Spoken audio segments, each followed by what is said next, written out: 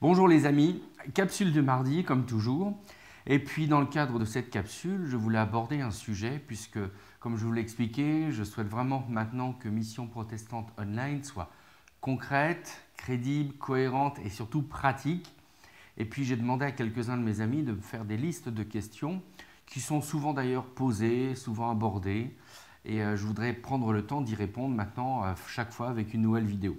Alors là, je voudrais aborder un sujet qui est fort passionnant. Il se trouve que cette semaine, j'ai rencontré des gens, et ces gens-là, ils étaient vraiment, je trouvais, merveilleux. Et ils n'étaient absolument pas croyants. Je ne dis pas qu'ils étaient athées, mais ils étaient probablement agnostiques, ça veut dire ne définissant absolument pas l'idée d'un Dieu quelconque. Et puis j'ai eu une réflexion après en moi, et je me suis dit, mais qu'est-ce qu'on peut dire à ces gens par rapport au fait de croire ou de ne pas croire, parce qu'ils ont une excellente vie, ils sont plutôt sympas, ils sont avec de belles valeurs. Et puis après, je me suis vraiment posé cette question, tiens, aujourd'hui, on a tendance toujours à vouloir faire de l'évangélisation en culpabilisant les gens de ce qu'ils ont vécu de bien ou de pas bien, et puis toujours taper dessus en disant oui, ceci est de l'orgueil ou ceci ou cela. Mais là, j'ai rencontré des gens incroyables, incroyables sur le plan humain. Un homme qui aime profondément sa femme, ça fait des années que le mariage fonctionne bien. Des gens qui ont des enfants bien élevés, qui ne sont pas avec des envies complètement pharaoniques, qui gèrent bien leur vie. Mais je suis même, j'étais époustouflé, puis j'étais très encouragé de voir des gens comme ça. Et puis la question est me venue, mais qu'est-ce que moi je peux en tant que chrétien leur apporter? Parce que vous savez, souvent on a tendance à travailler sur l'aspect qu'il y a un vide dans leur vie, mais ces gens-là, a priori, n'ont pas de vide. Et j'en ai parlé un peu avec eux. Ils ne ressentent pas le vide, ou ils n'ont pas de peur, ils n'ont pas de dépression, ils n'ont pas de maladie. Et souvent, j'ai remarqué que dans certains livres, quand on parle d'évangélisation, on essaie de trouver le point faible chez les gens, vous savez, qu'on va un peu comme ça charcuter tranquillou. Mais là, il n'y a pas de point faible. Et s'il y en a, ils sont assumés. Totalement assumés au sens de l'humanité. On est humain, on vit avec l'humain. Alors j'ai pas mal cogité, je me suis dit, qu'est-ce que je pourrais leur apporter, moi, en tant que chrétien, pour leur parler de Dieu. Et puis, j'ai pensé toujours à cette idée, qu'en fin de compte, on tombe assez facilement dans l'idée que, en tant que non-croyants, nous n'avons pas de belle vie. C'est faux. Il y a des milliers de non-croyants qui ont une très belle vie. Ça, je vous le dis. Et il y a des milliers de croyants, voire même qui sont dans nos églises, qui n'ont pas des vies fantastiques. Donc, taper sur l'idée simplement qu'on va avoir une belle vie, ça, pour moi, ça relève de valeurs, ça relève de morale. Mais ça ne relève pas de la quintessence de la foi en Jésus-Christ. Et c'est là où je veux en venir.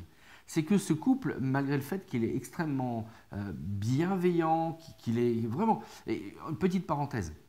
À un moment, on a abordé le sujet du pardon, et j'étais très surpris de voir comment l'un et l'autre ont réagi, en disant que dès le départ, ils ont acté le pardon dans leur vie. Alors, c'est surprenant, et comme le disait un auteur, souvent, si les chrétiens n'ont pas le monopole du pardon, ça devrait être quand même notre marche de vente ou quelque chose comme ça. Mais là, il parle du pardon, il parle des choses que je trouve vraiment bien, et j'ai aucun problème à y adhérer. Il y a un fondement, c'est réfléchi, c'est posé. Mais il y a une chose qu'ils n'ont pas, et c'est sur ça que je voudrais venir.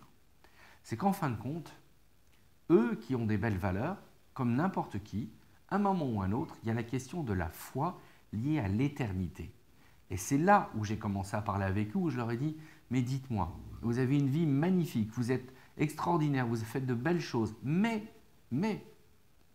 si vous croyez que l'éternité est une réalité, qu'est-ce qui fait que vous êtes certain de passer toute l'éternité auprès de Dieu? Et là, j'ai commencé à pouvoir discuter avec eux. Parce que là, ils m'ont dit, bah ça c'est un vrai sujet qu'on réfléchit, mais qu'on n'a jamais abordé, qui est de se dire, et qu'est-ce qu'il y a après la mort? Parce que la foi en Dieu, la foi en Jésus-Christ, elle est liée intimement à la question de l'éternité. Et là où beaucoup de milieux ecclésiaux font une erreur, c'est qu'ils ont tendance à ramener la foi à l'idée de l'épanouissement ici-bas. Mais Jésus n'a jamais promis qu'on serait épanoui. Mais il nous a promis une chose, c'est que l'éternité est une réalité. Alors voilà, je voulais vous laisser sur ça. Quelle que soit la belle vie que vous avez, quelle que soit la belle vie qu'ont vos amis, les belles valeurs qu'ils ont, la bienveillance dont ils font preuve, ils ont des fois des vies même qu'on pourrait envier, et sincèrement, je ne parle pas de convoitise, mais vraiment on pourrait envier leur vie. Posons-nous toujours la question et posez-leur la question. Croyez-vous en l'éternité? Et si oui, qui va vous représenter dans l'éternité? En tant que chrétien, je dis, avec l'épître de Jean, nous avons un avocat auprès de Dieu, c'est Jésus, et c'est lui qui nous représente. Et quelles que soient vos valeurs de vie, que j'espère magnifiquement belles, et il faut continuer de les avoir, néanmoins, n'oubliez pas une chose, l'éternité pour les chrétiens est une réalité, et seulement le Christ est le garant de notre éternité. Et c'est là qu'est la foi, c'est qu'on ne sait pas ce qu'il y a derrière. Personne n'est revenu d'entre les morts à part Jésus. Donc, nous appliquons notre foi et nous invitons toute personne à dire, quelle que soit sa vie, en qui as-tu mis ta foi concernant ton éternité? Et là, je pense qu'on retrouve un témoignage qui est plutôt bien posé et de dire aux gens, je ne suis pas venu te parler de morale judéo-chrétienne, je ne suis pas venu te tenir le crachoir de tout et n'importe quoi, je veux juste te poser cette question.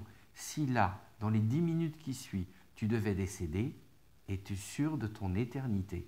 Parce que si tu n'en es pas sûr, je voudrais te montrer un chemin par excellence, et ce chemin s'appelle Jésus-Christ qui est mort et ressuscité. Alors je voulais vous laisser avec cette idée, partagez-la autour de vous, réfléchissez-le pour vous-même, et puis je vous dis à tout bientôt pour une nouvelle vidéo.